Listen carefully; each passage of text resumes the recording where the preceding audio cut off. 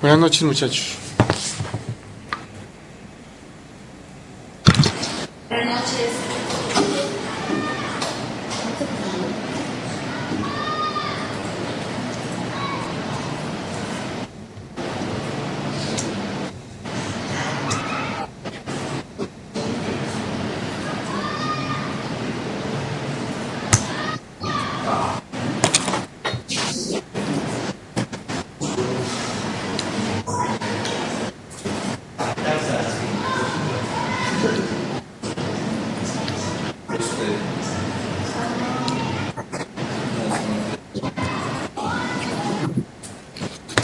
Bueno, muchachos, eh,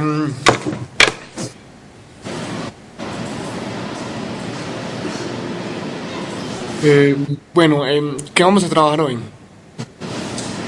Entonces, nuevamente, como todas las tutorías, vamos a hablar del proyecto final, ¿cierto?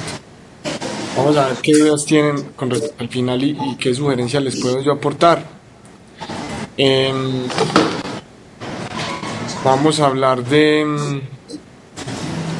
los inconvenientes o posibles temas o problemas a los que se pudieron haber enfrentado en el anterior mini proyecto. Es muy importante que hablemos de ese tema porque el mini proyecto anterior va a ser la base del que continúa, para no tener que repetir eh, algunas cosas, pues para poder aprovechar el trabajo ya realizado. Entonces vamos a hablar acerca de eso. Recuerden entonces que hoy tenemos el siguiente quiz del curso. Adicional a eso, hoy se va a asignar el siguiente mini proyecto. Y finalmente vamos a ver o vamos a repasar unos temas que ya deben de haber traído leídos, que son el tema de Make y Makefile, ¿cierto? Para programas con múltiples archivos o proyectos, pues, que es lo que llamamos. Y vamos a ver el tema de las librerías estáticas y dinámicas. Cómo funcionan las librerías y cómo las podemos usar para optimizar nuestra creación de código y para reutilizar creaciones ya hechas. Creaciones ya funcionales.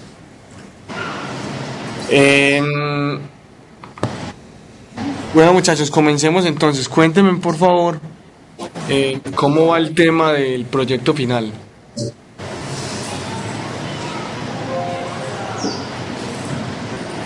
Bueno, como siempre hay un silencio eterno eh, ante esa pregunta. Voy a comenzar aportando yo algo.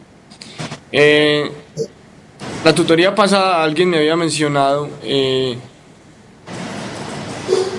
acerca de hacer un robot, ¿cierto? ¿Dónde está? Te cuento que estuve validando pues opciones, ¿cierto? Generalmente, como yo te mencioné, los robots suelen hacerse sobre un lenguaje que es orientado a scripting, que es el Perl, porque permite hacer, digamos, algunas cosas muy fáciles o permite a través de un software ya creado, pues, o predeterminado, interactuar con la pantalla muy fácilmente. ¿Qué pasa? Generalmente cuando uno está tratando de simular algo en la pantalla, por ejemplo un clic o un movimiento del cursor o alguna cosa, eh, su programa tiene que tener un concepto espacial de la pantalla, ¿cierto? O de alguna forma debe simular cada una de las posiciones que tiene la pantalla, no sé, debe asignarle una posición en un plano cartesiano XY o, o representar pues una matriz con determinado tipo de posiciones que le permitan identificar eso. Eso hacerlo como base en en C++ es complicado, porque como te digo, ya hay programas más elaborados que lo hacen. Entonces, con respecto a la propuesta que hacías, no sé qué hayas consultado, pero en la consulta que yo hice, es un poco complicado hacerlo o incluir dentro del alcance el hecho de simular la pantalla, la interacción con la pantalla a través de C++. No sé qué has consultado tú. He encontrado muy poquita información así que se trabaje con C++. De eso que lo hace que se compile. ¿Con qué? Un lenguaje que llamas que pile. Qué pena, pero no te oigo absolutamente nada. Estás demasiado lejos. Profe, he visto, seguro que he consultado un robot, proveer los con 3 programas, con el lenguaje C, con el PER y con Python. Y ese Python y ese PER no lo manejamos nosotros aquí. ¿Y con C me dijiste? Sí, por C++. He encontrado muy poquita información y casi todo lo he encontrado en inglés. Ah, bueno, eso es uno de los retos que tenemos pues los ingenieros, que generalmente toda la información está en inglés, hasta a veces en otro idioma pues, pero pues eso no debería ser, pues lo que pasa es que la información a veces productiva y eficiente, diría yo, la que más solución le puede brindar a uno, generalmente siempre está en inglés. Entonces casi que sí, pues posiblemente encontres toda la información en inglés. Cuando yo digo que en C++ es complicado, no estoy diciendo que no se pueda hacer, sí se puede hacer, ¿cierto? Pero lo veo un poco complicado para el alcance de este curso, ¿cierto? Es algo complejo. La propuesta que yo te traía era no desistir en el tema del robot, ¿cierto? O sea, hasta el momento solo te he hablado en lo que consiste en simular una pantalla, ¿cierto? En simular la pantalla, simular un clic, simular un desplazamiento, ¿cierto? Pero podríamos delimitar el problema un poco más corto, más acotado. Podríamos, en vez de simular un cursor o un movimiento, podríamos tratar de simular el teclado. Mira que tú puedes desplazarte en las opciones o en los cajones o en las casillas o en los botones de un programa con el teclado. No necesariamente tienes que usar el mouse o el cursor, ¿cierto? O el puntero pues del mouse. Pues en ese orden de ideas a mí me parece que es una buena opción que si continúas con la idea de hacer ese robot, pues te enfoques no tanto en simular la pantalla o simular la experiencia de usuario desde la pantalla, sino desde el teclado. Eso lo vería más viable. No sé qué pienses. ¿Cómo sería eso? Hay que consultarlo. Pero es más viable, Y pues te facilita un poco las cosas en cuestión de que... Lo que pasa es que cuando vos tratas de simular una pantalla, el problema se vuelve diferente, ¿cierto? Mira, si vos tratas de simular el teclado, el problema se reduce a enviar órdenes, ¿cierto? Órdenes o quizás caracteres ASCII que representen algo a un programa, ¿cierto? En cierta ubicación. ¿Cómo te pones, por ejemplo, vos en una ubicación? Dame un ejemplo, vos tenés una ventana. Vamos a pintarlo aquí para que lo vayas interpretando.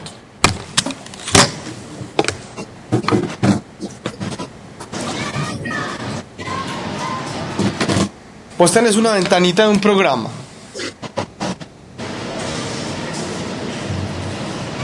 Varios cajones.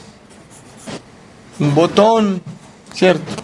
Otro cajón por acá. Otro cajón por acá y pongamos un botón 2 por acá, ¿cierto?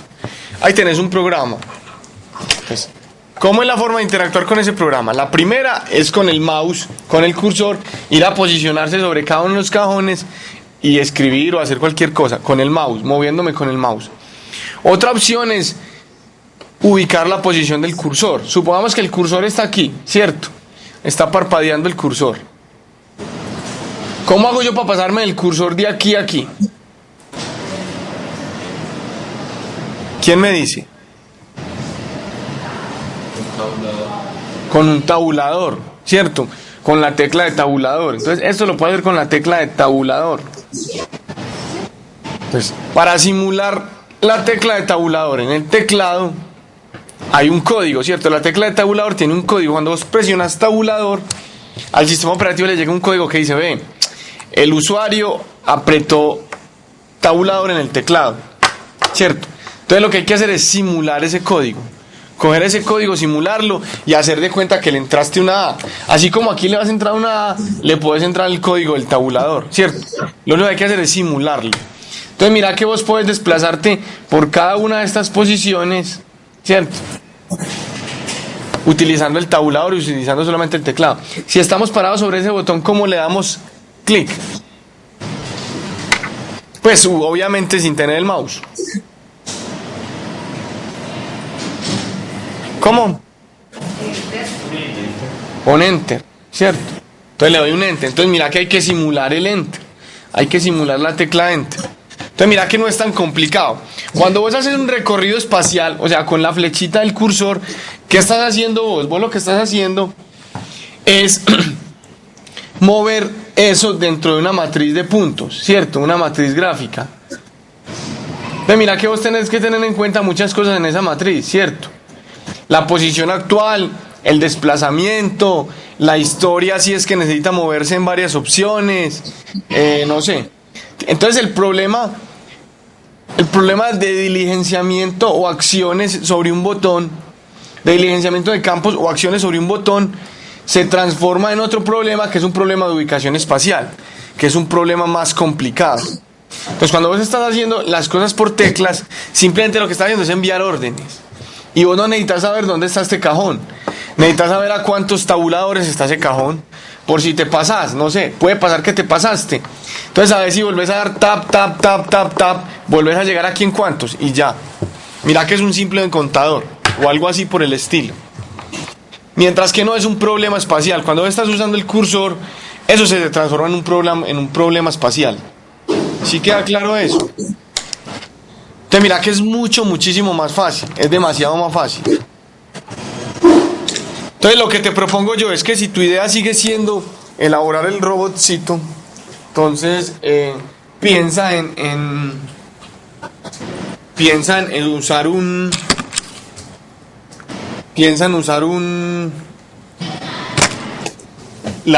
el teclado, enviar la información a través del teclado. No sé qué opines con respecto a lo que dije.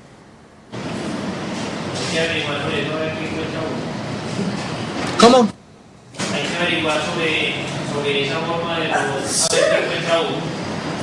Sí, la idea es que averigües. Nuevamente te digo, o sea, no nos vamos a inventar la rueda. Si existen librerías de C++ que simulan el teclado, las puedes usar, obviamente, ¿cierto? Lo que sí quiero hacerte énfasis es que, ojo que el programa tiene que ser un programa complejo, ¿cierto? Eso que yo te estoy diciendo puede ser inclusive muy fácil, ¿cierto? Si tú encontraras una librería que te permita hacer eso, tu programa va a ser súper fácil, porque lo único que tienes que hacer es varias lineecitas en que se envíen orden y se envíen órdenes y se ejecuten acciones, ¿cierto? Eso tranquilamente puede haber en 4 o 5 líneas, si la ventanita a la que quieres acceder tiene 2 casillas y un botón. Entonces la invitación es, si encuentras que se puede hacer muy fácilmente, ¿cierto? La invitación es a que le pongas un poco de complejidad entonces, porque la idea no es hacer algo súper fácil. Profe, Sí. por ejemplo, entonces el robot trabaja normal y por ejemplo si llega el caso en que en vez de abrir una ventana abre otra, abre una ventana de error, entonces como el robot no sabe qué hacer con eso, hasta ahí llegó. ¿Cómo haces tú para volverte a ubicar en la ventana en que estabas, con el teclado? Pero entonces cómo hace el robot para saber que esa no es la ventana. Hay que averiguarlo. Hay que hacerlo en el programa. ¿Cómo podría saber? Déjame validar. Déjame, yo pienso qué posible opción sería.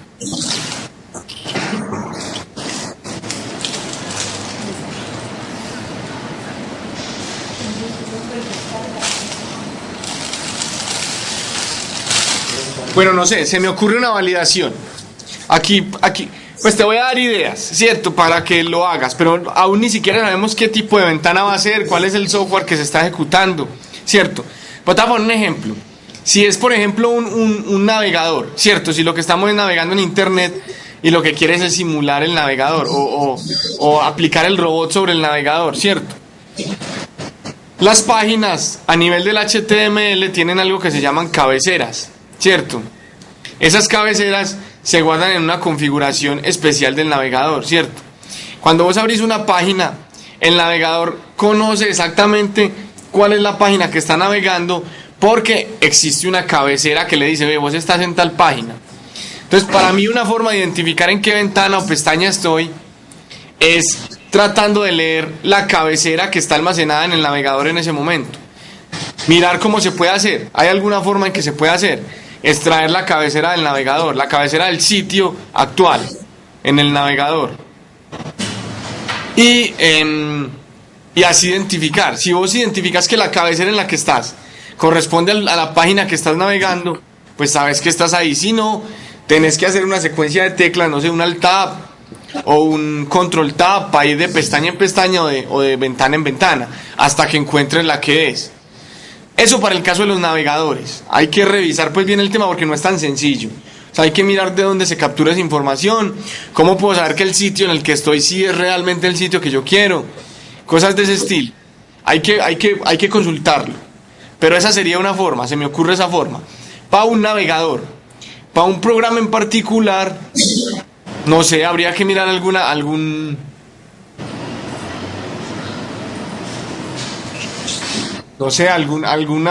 característica en particular. Lo que pasa es que hay que averiguarlo más a fondo, pero se me ocurre. Por ejemplo, en Linux generalmente la ejecución de un programa siempre tiene un proceso, ¿cierto? Entonces mirar cómo a través de ese proceso, el proceso que está corriendo esa ventana, yo puedo ubicar pues y poner en el frente o en el frontend del sistema operativo la aplicación que yo quiero. Pues es validar, pero sería como otra forma que se me ocurre aquí a la carrera, pero hay que mirar cómo hacerlo.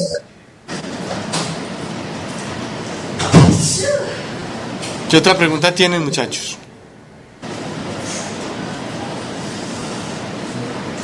Profe, Sí. el proyecto mío es sobre el programa pues, para una empresa de transporte, pues yo ya había mencionado por el correo. Usted Sí. me dice que el mapa pues, que es muy complicado, quisiera mejor un tracking, yo no sé cómo pronunciará. Es que eso es casi lo mismo que un mapa, ¿no? Pues, No, ¿sabes qué? No, porque es que vuelve y juega. Tú estás enfrentado al mismo problema que dije ahorita. Cuando tú estás hablando de un mapa, te estás enfrentando a un problema espacial, ¿cierto? O sea, en el mapa hay que tener ciertas ubicaciones espaciales.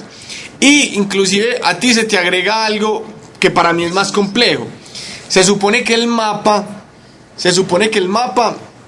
pues es real, ¿cierto? Tiene pues es una representación real de algo que existe, pues en el mundo, ¿cierto? Si estamos en el mapa de Colombia, pues obviamente tendré que pintar el mapa de Colombia y sus verdaderos puntos. ¿A qué es a lo que yo me refiero con el tracking, ¿cierto? Vos tranquilamente podrías hacer un dibujito y pintarle el tracking. Yo creo que eso es a lo que te referís, ¿cierto? Que te parece exactamente lo mismo. eso. Sí, O sea, sí, una profe. cosa es pintar el tracking y otra cosa es ubicarse en el mapa, ¿cierto? Sí. Entonces, por ejemplo, ¿cómo funciona un tracking en una página, por ejemplo, de compras? Cuando uno manda, por ejemplo, un paquete por Servientrega, ¿cierto?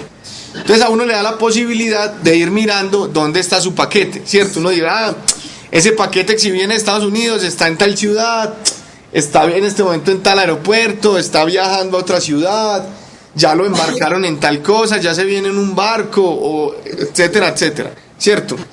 Y eso te lo muestran a través de líneas, ¿cierto? Mira que son simplemente líneas, ni siquiera lo ponen en un mapa. ¿Cómo sería llevar eso a un mapa? Sería coger y poner un dibujo, ¿cierto? Y poner ciertas posiciones del mapa asociadas a ese tracking e ir a pintarlo allá. Eso sería como un valor agregado, ¿cierto? Pero mira o sea, el mapa no tiene nada, o sea, el mapa en sí no tiene nada vivo, ¿cierto? Tú le asociaste un punto al tracking, otro punto al tracking, otro punto al tracking. ¿Qué pasa si no hay un punto asociado al tracking? ¿Cierto? No se puede pintar en el mapa. Entonces mira que sigue siendo un tracking, aunque yo vaya y lo haga gráficamente. Pues sería un valor agregado. Lo que pasa es que pues, el tracking de por sí ya es algo complejo. Pues yo pensaría que con el tracking es suficiente, siempre y cuando funcione bien. Listo, profe, gracias. Pero pues podría ser un valor agregado. Es una buena idea. Lo que pasa es que una cosa es usar el mapa con la ubicación espacial y otra cosa es usar el mapa para pintar el tracking, ¿cierto? Pero no es, pues es de revisarlo también, si de pronto lo querés agregar el tema del mapa. ¿Quién más tiene alguna otra pregunta?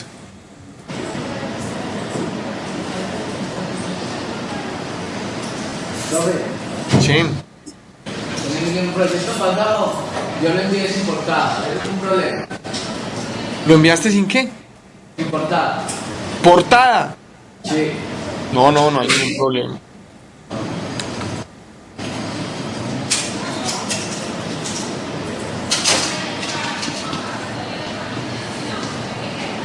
Bueno, muchachos, si ustedes se dan cuenta, el tema de la próxima semana es algo que llamamos diseño orientado a objetos. Y hay pues una parte de continuación de librerías. Si no terminamos hoy, yo pensaría que hoy terminamos ese tema, o al menos de resolver las dudas, porque ustedes ya deben de haber traído el tema estudiado. Ese tema de diseño orientado a objetos es el tema que nos catapulta, ¿cierto? Nos catapulta a la entrega del anteproyecto. O sea que la próxima semana se asigna el anteproyecto. Ustedes me pueden decir, profe, pero ¿cómo os vas a asignar el anteproyecto la próxima semana si la próxima tutoría no se ha cumplido el vencimiento del mini proyecto que vamos a colocar hoy? Resulta que el anteproyecto tiene una fase de entrega diferente, ¿cierto? No es como hemos venido con los mini proyectos. Si acaba uno, empieza el otro, si acaba uno, empieza el otro. No. El anteproyecto tiene una fase diferente. De hecho, para el anteproyecto yo les doy mucho más tiempo, ¿cierto? Porque la idea es que pues, lo hagamos concienzudamente. Obviamente yo soy consciente también que no les voy a poner la entrega de un mini proyecto y el anteproyecto el mismo día, pues, porque no es coherente. Pero quiero que sepan que son cosas desfasadas. No tenemos que esperar que se acabe este mini proyecto para asignar el anteproyecto, porque es algo en lo que ustedes han venido trabajando de forma paralela.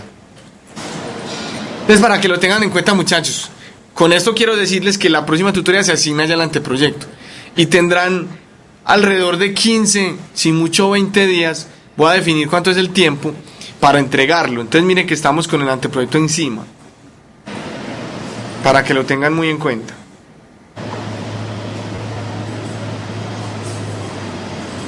Bueno, ¿alguno tiene otra duda con respecto al proyecto final?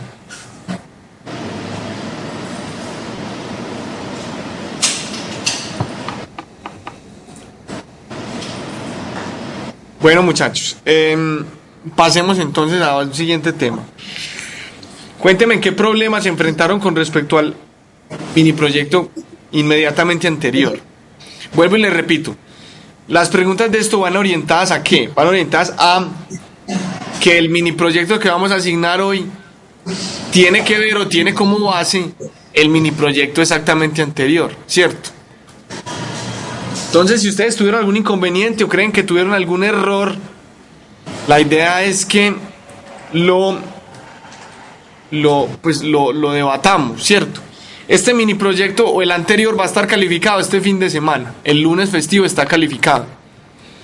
Entonces, la idea es que revisen la calificación para que no repitan los errores en el siguiente mini proyecto, ¿cierto? Va a estar calificado tan rápidamente porque precisamente necesito que lo usen en el mini proyecto que sigue. Entonces, cuéntenme qué dudas tuvieron o qué problemas tuvieron.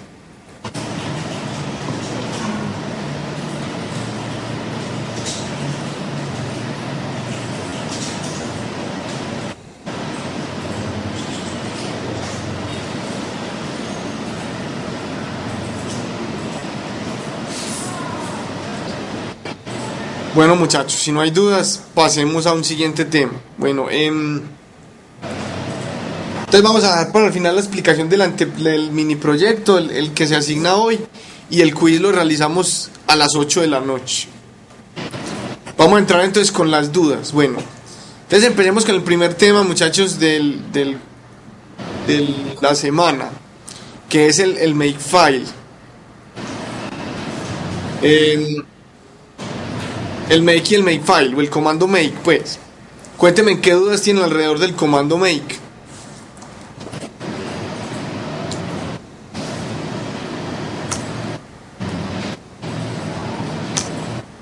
Recuerden, muchachos, que este tema del makefile para ustedes no debe ser nuevo, ¿cierto? Porque Me imagino que el semestre pasado tuvieron que haberlo usado mucho. No creo que se hayan dedicado el semestre pasado a hacer proyectos de un solo archivo, pues, porque no hubieran logrado hacer algo muy robusto.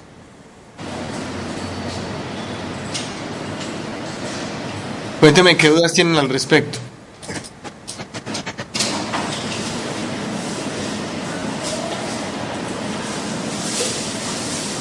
Bueno, muchachos, vamos a entrar entonces directamente a los ejemplos del Makefile.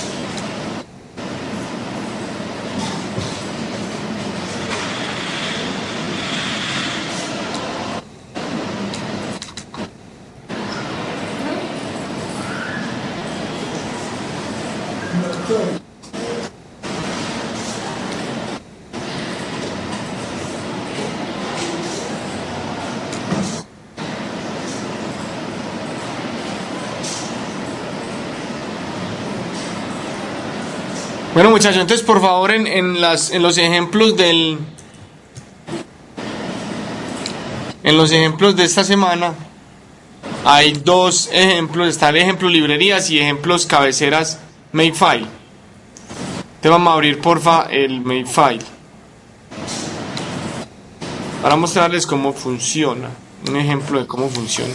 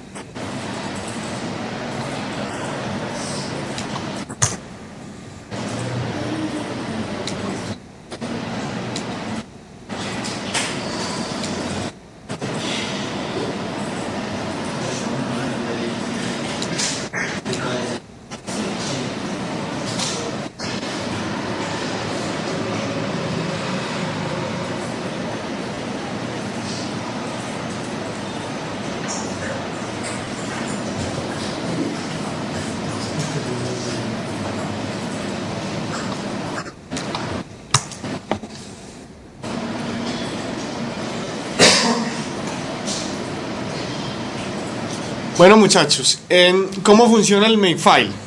Entonces, primero que todo, conceptos. ¿Qué es el Makefile? ¿Quién me dice qué es el Makefile? Es un archivo, es un archivo de texto que sirve para automatizar la compilación.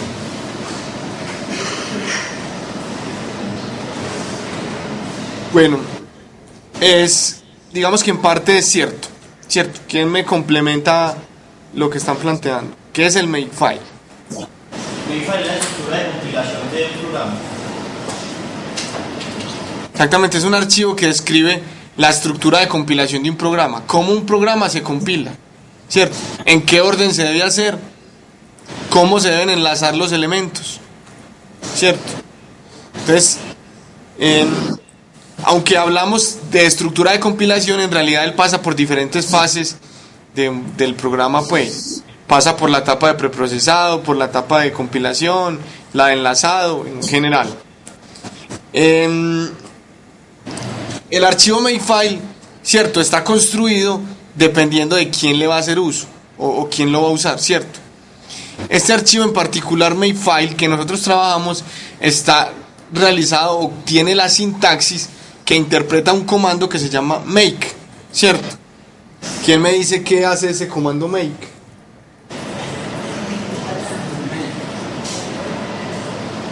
Es que permite la compilación de un programa, ¿no? Pero él hace algo más profundo, pues. Ejecutan los pasos, están ahí. Pues el make lo que se hace, lo que hace es tomar la estructura de un proyecto o de un conjunto de archivos que se encuentra en el makefile y construir un ejecutable, ¿cierto? Eso es en términos resumidos, compilar, ¿cierto? ¿Qué otras cosas puede hacer el make? ¿Cierto? El make identifica la fuente de los archivos, ¿cierto? Entonces él puede identificar dónde están los archivos y en la sintaxis que yo le coloco, ¿cierto? Lo hago de manera correcta. Él puede identificarlo. Ok, entonces recuerden, el makefile es la estructura de compilación de un programa. Cómo un programa se compila y se enlaza, ¿cierto? Según los archivos que están contenidos dentro del proyecto. Y el make es el comando que se encarga de hacer esa labor, ¿cierto?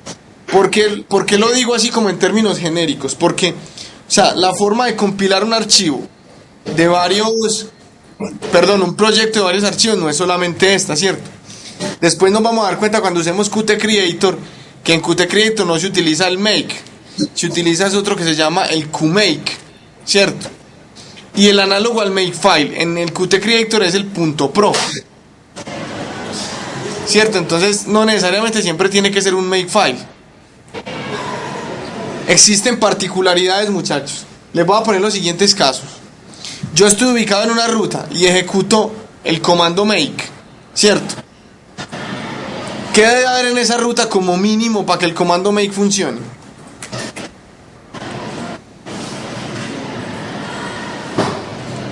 Debo tener el archivo. ¿Cuál archivo? Pues debo tener el archivo que usted tiene ahí en pantalla. ¿Cuál es ese archivo?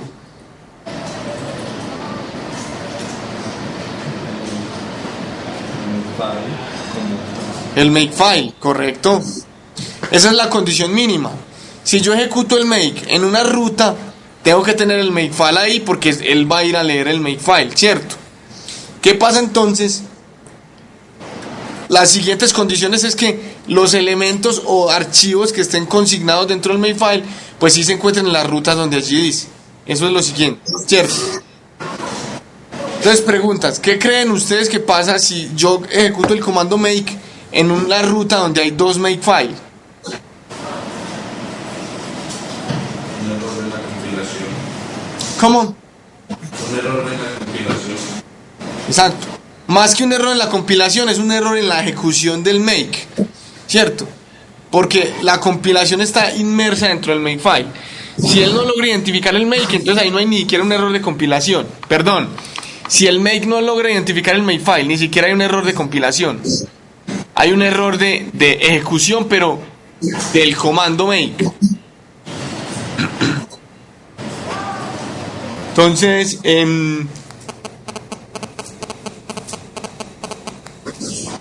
para que lo tengan en cuenta, muchachos, eso es un error muy típico, aunque ustedes no lo crean.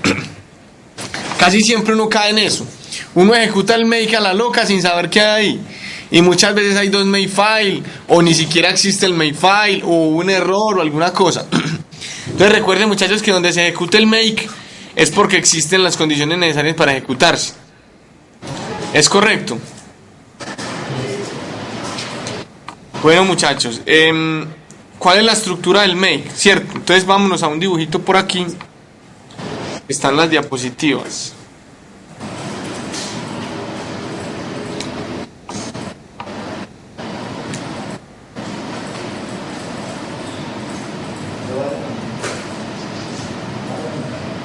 Entonces miren, muchachos, esta es la base del makefile, ¿cierto?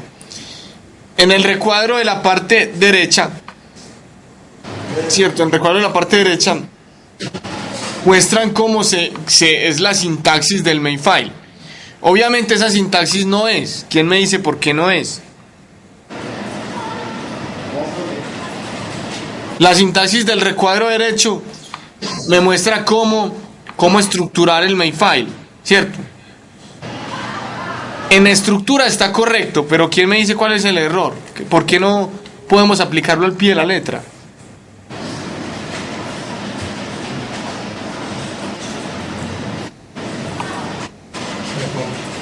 Porque esa estructura está hecha para C y estamos basados en C++. Entonces ahorita vamos a ver cómo es la estructura. Aquí es un simple ejemplo de cómo se crea, pues cómo es la estructura. Entonces miren muchachos, generalmente un proyecto, lo que conocemos como un proyecto o un programa ejecutable principal, consta de varios bloques funcionales principales, ¿cierto? Esos bloques funcionales principales generalmente se traducen en un punto O un archivo objeto, ¿cierto? Entonces digamos que el punto O es como el archivo principal de un bloque funcional. ¿A qué me refiero yo con un bloque funcional? Un bloque funcional es la cantidad mínima de archivos que se necesitan para una compilación correcta, ¿cierto? Entonces, yo quiero compilar este archivo .c, ¿cierto? ¿Qué necesito como mínimo? ¿Qué necesito como mínimo para ejecutar correctamente este archivo? Data o Para compilar este C. ¿Qué necesito para compilar este C? Obviamente no conocemos qué tiene por dentro, pero viendo esa estructura podemos hacer ciertas suposiciones. ¿Qué necesito para este data.c como mínimo? Necesito como mínimo el data.h, ¿cierto? Como les digo, obviamente sin conocer la estructura interna. Puede que necesite también este io.h, es posible. Pero suponiendo que solo necesita ese, entonces, el mínimo bloque funcional para poder compilar el data.c es ¿qué? Estos dos archivos, ¿cierto? Y esos dos archivos cuando los compilo se convierten en ¿qué? En un archivo .o o en un archivo objeto.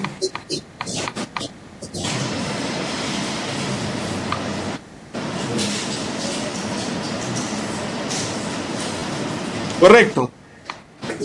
Entonces ahora que vamos a hacer análisis por este lado, tengo un archivo .c, suponiendo que conocemos el contenido y su archivo de cabecera sea este, ¿qué es lo mínimo que necesita esto para ejecutarse? io.h. El io.h, este es el bloque mínimo para crear este .o, ¿cierto? Generalmente muchachos el main debe incluir todos los .h, ¿cierto? Esa es una regla de buen funcionamiento. El main debe incluir todos los .h. Si el main debe incluir todos los .h, entonces ¿cuál será el mínimo bloque funcional para poder compilar el main?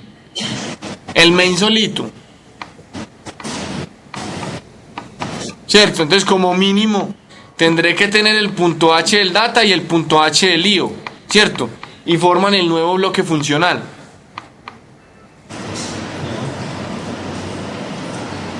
¿Queda claro? A su vez, ¿cierto? El proyecto como tal, como ya se va a compilar en general, ¿cierto? Necesita unos componentes mínimos para su bloque funcional, que son ¿cuáles? Todos los .o. Entonces así se crea el makefile, mirando cuáles son los bloques funcionales o los bloques mínimos que se necesitan para una compilación exitosa. Entonces en este ejemplo que estaba aquí en la pantalla, que va a estar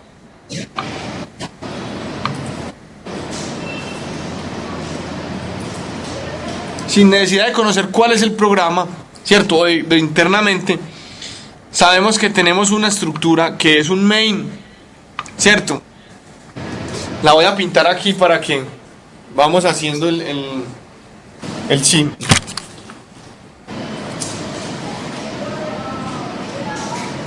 Por favor dibújenlo allá para cuando yo quite el dibujo y ponga en la pantalla. ¿Cuál es la estructura que pretendemos pintar aquí? Es la siguiente.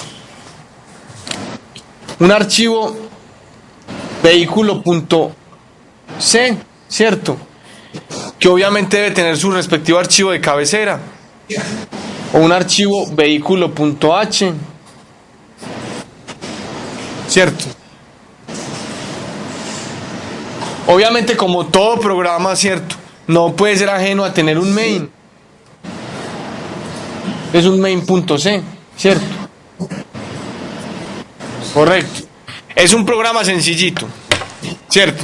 Según lo que acabamos de ver ahorita, ¿cuáles serían los mínimos bloques funcionales para el funcionamiento?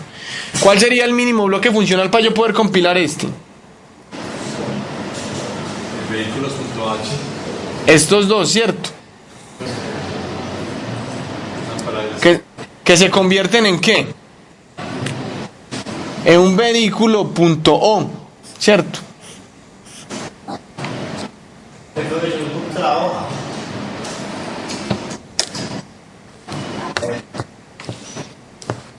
¿Está claro entonces? Ese es los mínimos elementos que yo necesito para que la compilación sea exitosa. Ahora vámonos para el main. Si yo quisiera compilar el main de manera independiente, ¿qué sería lo mínimo que necesito para que la compilación sea exitosa?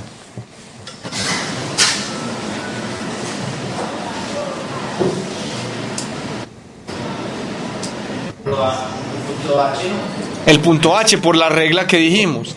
Generalmente el main siempre debe incluir todos los puntos H. Si ustedes, por ejemplo, hacen relación a algo de punto C dentro del main y no está el punto H, pues no lo van a poder usar, ¿cierto? Entonces es una norma. Entonces el mínimo bloque funcional para este es este.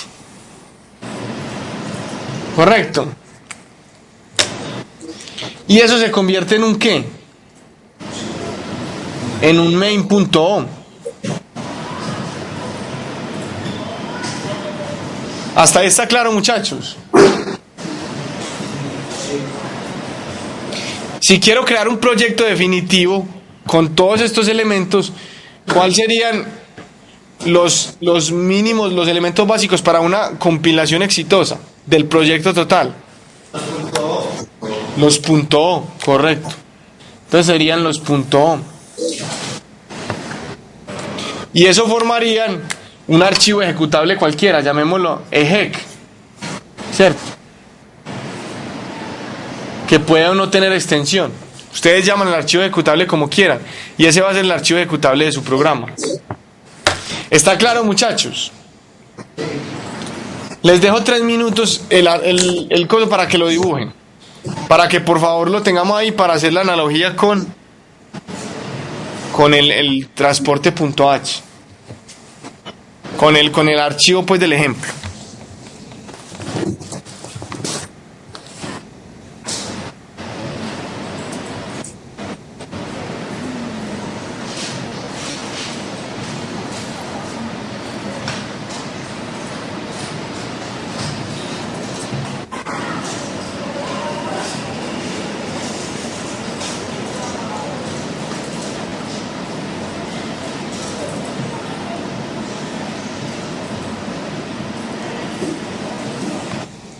Listo, muchachos.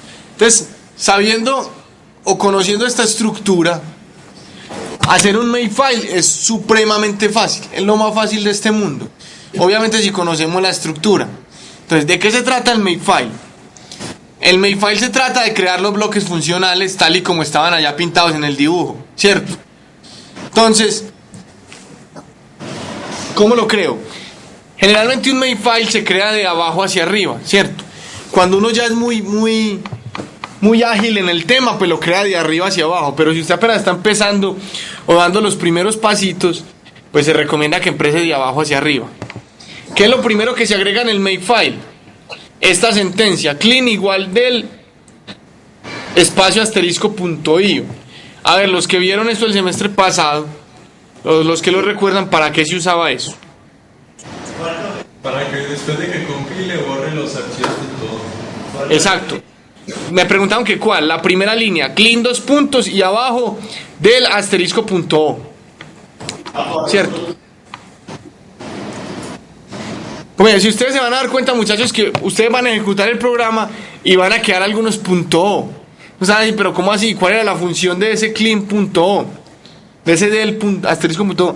En realidad, como lo tengo aquí ubicado, esa no es la función. La función es ¿cuál? Acuérdense en que qué pasa con... ¿Se acuerdan en los ejercicios que hemos hecho anteriores en las siguientes tutorías? Yo hoy le hago un cambiecito al programa y compilo. Le hago otro cambiecito y compilo. Le hago otro cambiecito y compilo. ¿Sí es claro? Entonces miren que el ejercicio de compilación es un ejercicio iterativo. Yo compilo. Sí, yo estoy compilando continuamente. Entonces, ¿qué garantiza esa sentencia clean del *.o? Garantiza que cada que yo haga ese ejercicio de compilación nuevamente, todos los .o que estén creados se borren para poder escribir uno nuevo, ¿cierto? Esa es la función de ese clean del asterisco.o, que se borren para poder crear uno nuevo, ¿cierto? ¿Qué gano con eso? Que posiblemente no vaya a crear un conflicto. Si de pronto yo no compilo bien o no queda bien compilado y ya existe un asterisco.o o un archivo.o, puede que el proyecto tome ese, sabiendo que ese no es, era uno que había que actualizar. Entonces con eso me curo en salud. Yo sé que todos los .o que voy a crear son nuevos en la siguiente compilación. ¿Sí queda claro, muchachos? Bueno, a continuación simplemente creo los bloques funcionales de la pirámide que ustedes graficaron, ¿cierto? Entonces, para los .o no importa el orden, siempre y cuando ustedes tengan la estructura correcta, ¿cierto? Entonces, por ejemplo, para vehículo.o, ¿qué necesitábamos para vehículo.o? ¿Qué archivos necesitábamos? El .cpp y el .h, ahí los tienen, ¿cierto? Los tienen al frente. Y abajo, ¿qué se coloca? La sentencia de compilación. Entonces, G++-C. Recuerde que cuando utilizamos el modificador "-c", o el parámetro "-c", o el argumento "-c", del comando G++, lo que hacemos es compilar y generar un archivo objeto, ¿cierto? Entonces, para eso se hace así. En los ejercicios anteriores utilizábamos G++-o, porque íbamos a generar el ejecutable de una vez, el definitivo. Aquí no, aquí lo generamos solo hasta el final. Entonces los pasos intermedios de los archivos objeto se crean es con "-c". ¿Cierto? Entonces ahí en esa línea siguiente tenemos G++-c, vehículo.cpp. Pregunta, ¿por qué en esa línea no incluyo también el .h? ¿Quién me dice?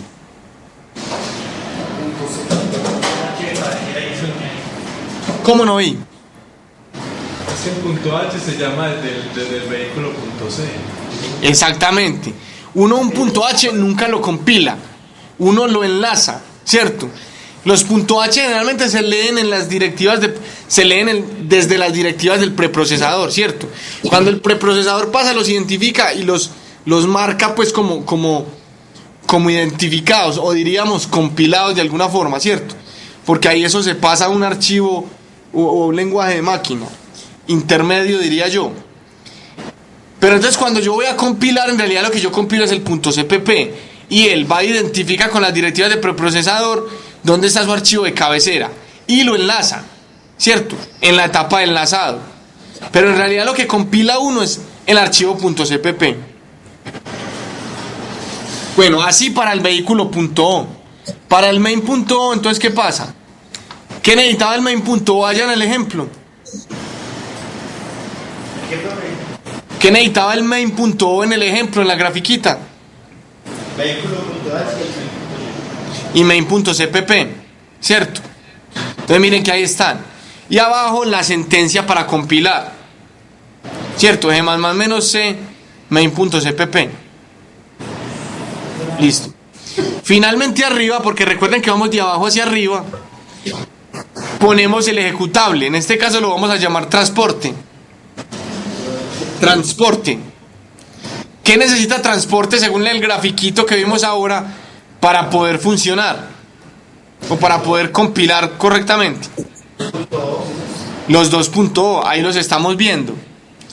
Y la sentencia de abajo, como es el archivo ejecutable o el archivo definitivo, es diferente a como estábamos compilando los otros. Este sí es un "-o", como lo manejábamos antes.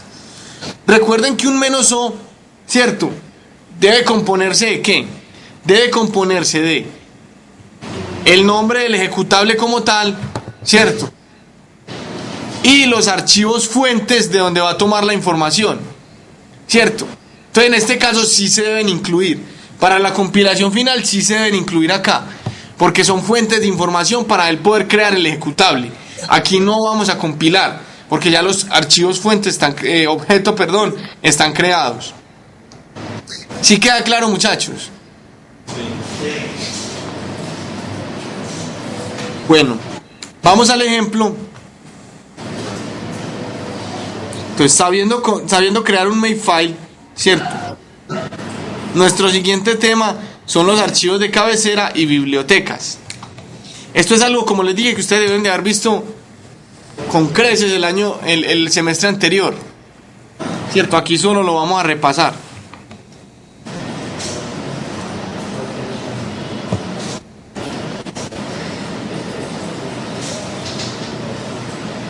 Entonces, muchachos, ¿para qué se usa un archivo de cabecera? ¿Quién me dice cuál es la función de un archivo de cabecera? Es como enlistar ahí o tener. Es como para que el código que estamos haciendo el programa incluya funciones de una biblioteca.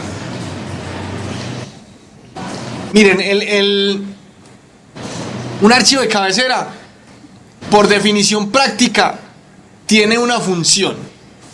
¿Cuál es la función de un archivo de cabecera? Guardar todas las declaraciones, ¿cierto? Eso es una definición práctica, o sea, yo necesito declarar algo para el de cabecera, necesito declarar para el de cabecera, necesito crear una clase, o sea, declarar una clase, me voy para el de cabecera. Necesito definir una función, no, en el punto CPP. Necesito colocar lo que hace una función en el punto CPP, ¿cierto? ¿Cuál es la función de un archivo de cabecera? Guardar las declaraciones, ¿cierto? Esa es una definición práctica, ¿cierto? En realidad, la definición más conceptual del archivo de cabecera, ¿cuál es? Es un archivo que permite guardarme un catálogo de las cosas que yo voy a usar en mi programa, ¿cierto? Me sirve como un catálogo. Entonces, ese catálogo, ¿qué me permite? Me permite yo reutilizar diferentes elementos solo llamando el catálogo como tal en el archivo del cual voy a llamar, ¿cierto? Entonces, lo podemos ver como un catálogo que yo agrego en diferentes programas para reusar otros elementos. Pero vuelvo y les insisto, de forma práctica la definición es algo o es un archivo en el que yo guardo todas las todas las declaraciones o los prototipos. ¿Sí queda claro, muchachos?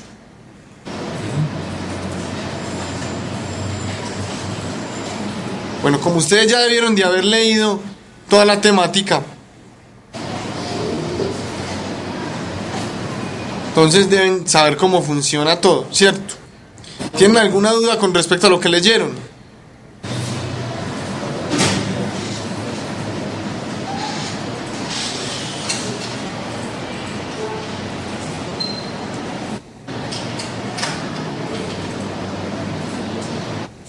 ¿Alguna duda, muchachos?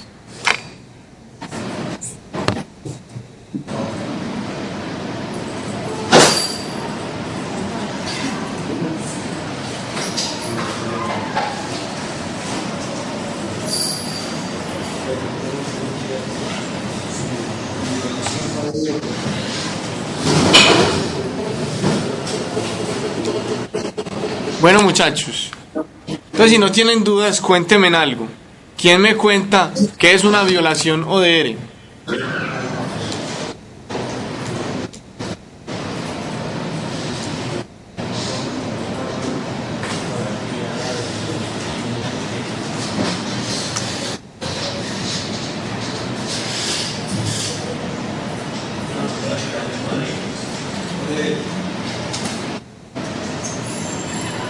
¿Qué es una violación ODR?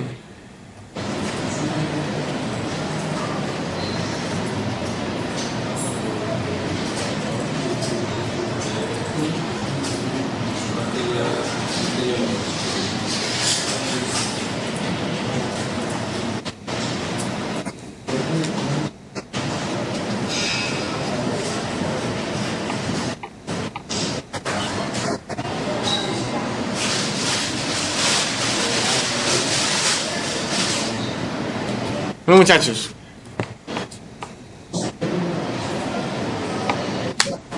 una definición ODR es, según las siglas, One Definition Rule, ¿cierto? Regla de única definición o de definición única, ¿cierto? Entonces, una de las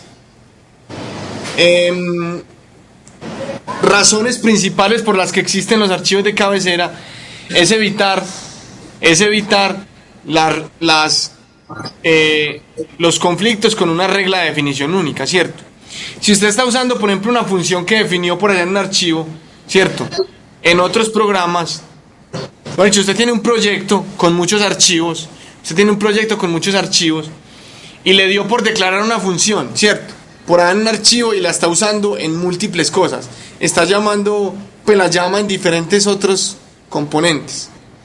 Resulta que le dio por definirla, por declararla por allá de otra forma, ¿cierto? Si su uso se mezcla, ¿a cuál le va a hacer caso él? ¿A cuál le va a hacer caso él, muchachos? O sea, si yo tengo dos prototipos iguales dentro de un proyecto, tengo dos prototipos iguales de función dentro de un proyecto, ¿cierto? Y los estoy llamando indistintamente, ¿cierto? Va a haber un conflicto. ¿Cuál es el conflicto? Que el programa se va a enloquecer, él va a decir, pero venga, usted me está llamando una función que tiene dos prototipos diferentes, ¿cierto? Organice el chuzo, pues. O elimina uno o elimina el otro. Y me deja un prototipo diferente porque yo necesito ir a mirar mi esqueleto, el esqueleto de mi función, ¿cierto? Eso puede pasar cuando no usamos archivos de cabecera. Si usted tiene, por ejemplo, un archivo o un programa, usted está creando un programa de 10.000 líneas de código. Si usted está creando un archivo de 10.000 líneas de código, existe la probabilidad de que usted declare dos prototipos iguales, uno por ahí en la línea 1000 y otro en la línea 9000. ¿Usted qué se va a acordar que había en la línea 1000 cuando vaya en la línea 9000? Pues, imagínese. Entonces existe el riesgo de que usted defina otro prototipo, declare otro prototipo. Y eso va a crear un conflicto y un error en tiempo de compilación. ¿Cómo evita usted eso? Lo evita creando un solo prototipo, poniéndolo en un archivo de cabecera, ¿cierto? En un archivo .h y llamando el archivo .h para usarlo en todos lados, ¿cierto? Miren que generalmente los archivos de cabecera son pequeños porque están solo los prototipos. Entonces usted no va a tener ese problema porque usted va a ir a revisar si tiene alguna duda del archivo .h. Y ese se va a llamar a todas partes. Entonces usted puede asegurar usted puede asegurar que la función que se está llamando o el prototipo que se está usando en los otros archivos es exactamente el mismo. Pues porque lo estás llamando de la librería y en la librería es el mismo. ¿Sí queda claro, muchachos? Bueno, ahí en esa guía hay un ejemplo muy sencillito, ¿cierto? Que es el ejemplo de vehículo.cpp, vehículo.h y main.cpp.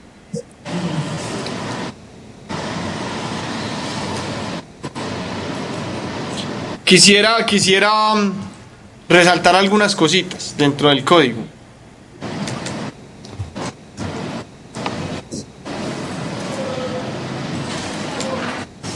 Entonces miren, muchachos, vamos a mirar primero el punto H. Generalmente el punto H, aunque ustedes no lo crean, es el que primero se crea, ¿cierto? Cuando usted está llevando una construcción ordenada de su programa. ¿Por qué? Pues porque ese es el catálogo, ¿cierto? Yo primero creo mi catálogo y después voy lleno lo que tengo que llenar. Imagínense que ustedes creando un proyecto para entregar. Ustedes tienen que entregar un trabajo a una materia, ¿cierto? ¿Qué sería como lo más obvio, lo más ordenado para empezar? Crear la tabla de contenido con los contenidos que usted quiere documentar, ¿cierto? Usted dice, vea, estos van a ser los títulos de mi trabajo. Cuando los tengo definidos, voy y empiezo a llenarlos, ¿cierto? No tiene sentido yo empezar a crear el programa a la loca y que me resulte un título por ahí al final, ¿cierto? No tiene sentido. Entonces así pasa con los programas. Generalmente uno siempre crea ese. ¿Qué contiene este código, muchachos? El de vehículo.h.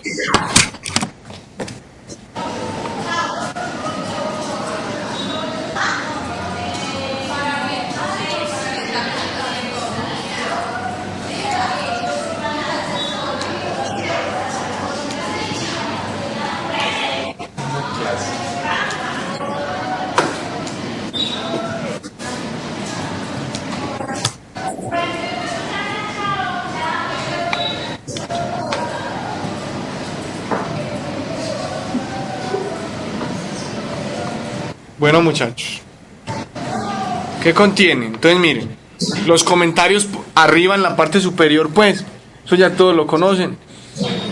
Tiene unas sentencias if, ndef y define. A ver, esto ya lo debieron de haber usado. ¿Quién me dice para qué es eso? ¿Cuál es la razón de eso?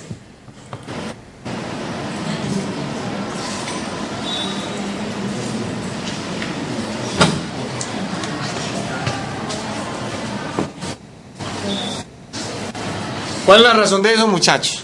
Esos son directivas de preprocesador, ¿cierto? Eso le dicen al preprocesador que ese archivo de cabecera fue o no fue compilado ya en un primer paso de compilación.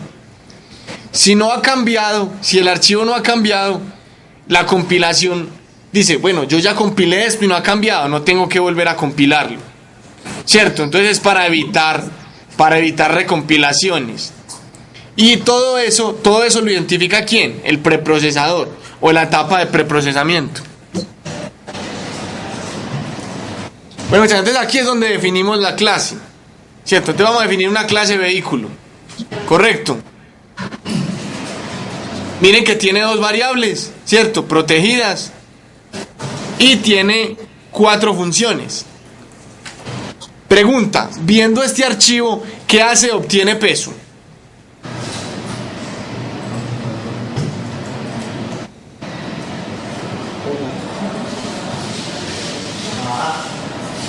No sabemos, no tenemos ni idea, porque es la declaración, ¿cierto? Es el prototipo.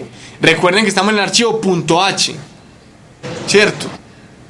Entonces en el archivo .h colocamos los prototipos, las declaraciones solamente. ¿Queda correcto? ¿Qué tipo de función es vehículo? ¿Quién me dice? Constructor. El constructor, correcto. Bueno, muchachos, viendo esta declaración, ¿cierto? Ah, bueno, obviamente hay que terminar con la línea end if para completar estas dos directivas de preprocesador. Esos bloquecitos de definiciones de preprocesador hacen esa función que les acabo de mencionar, ¿cierto? Y esa es la sintaxis como se crean. Bueno, muchachos, ¿qué hay en el punto CPP?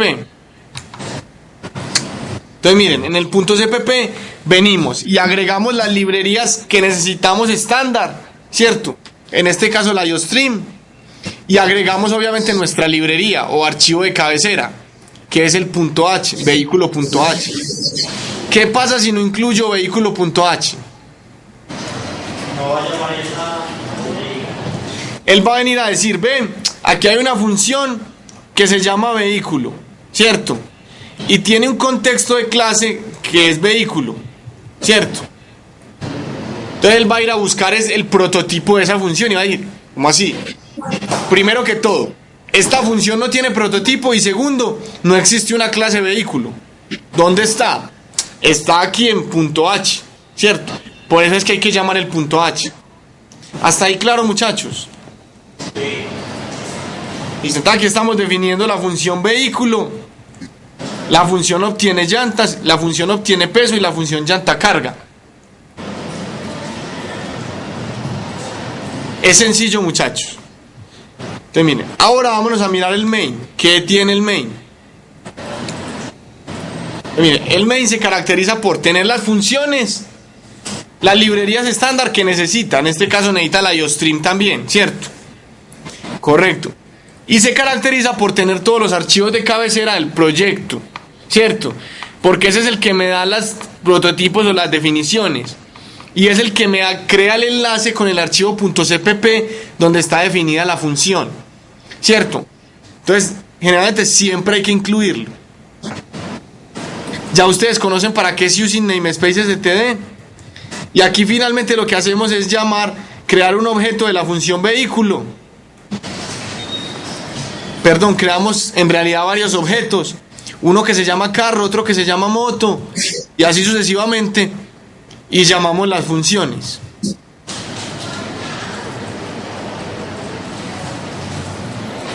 Correcto. Y llamamos las funciones. Hasta ahí está todo claro, muchachos.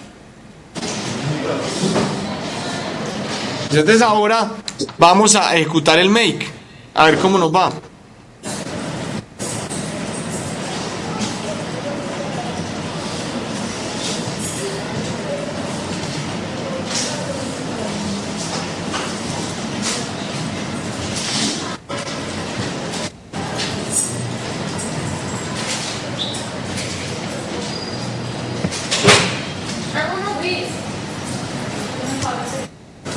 Entonces miren muchachos, ahí estoy parado en la ruta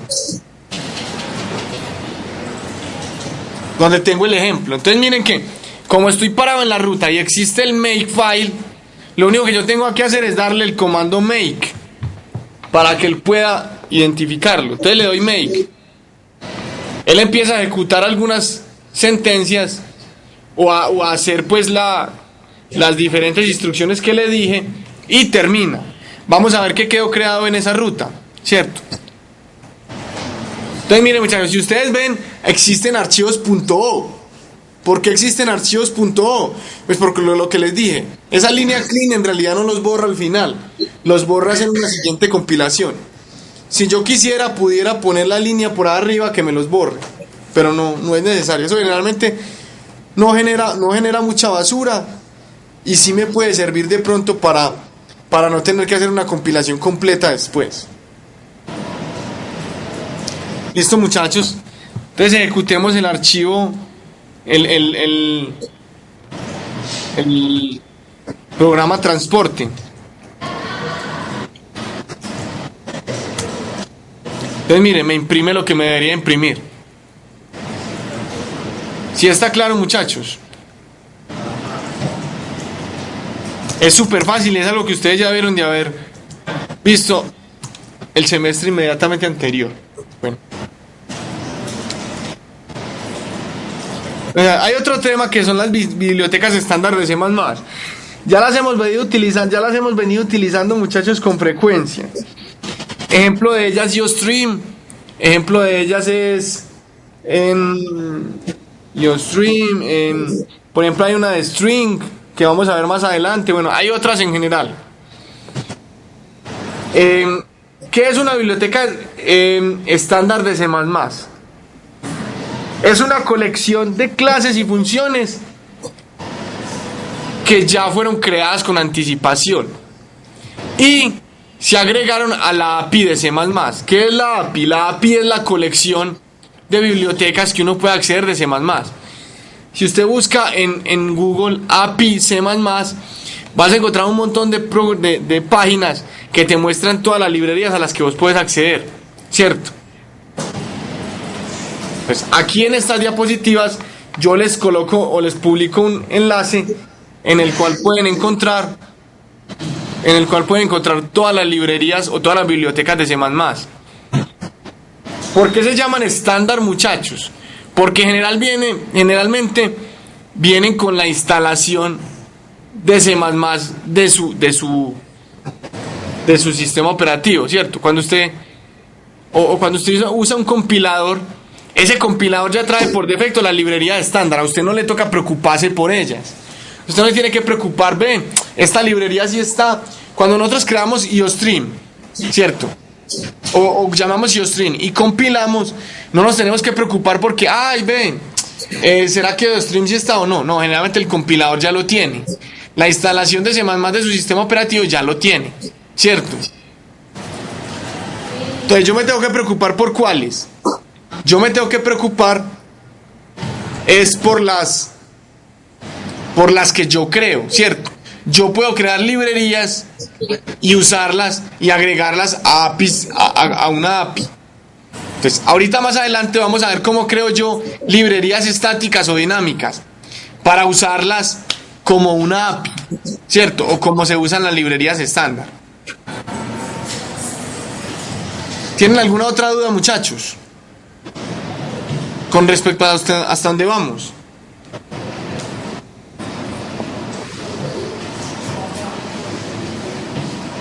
Bueno muchachos, si no tienen ninguna otra duda, vamos a salir al break.